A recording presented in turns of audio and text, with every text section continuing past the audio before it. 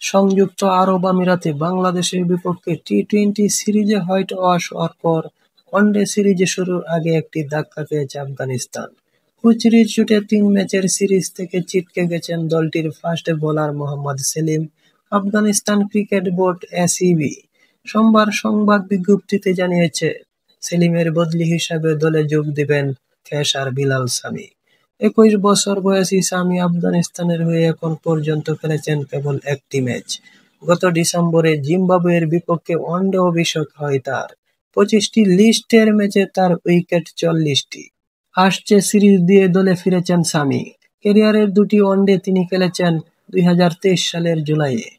বাংলাদেশের বিপক্ষে ২৩ বছর বয়সী ক্রিকেটার সবশেষ আফগানিস্তানের হয়ে খেলেছে ২০২৪ সালের ফেব্রুয়ারিতে।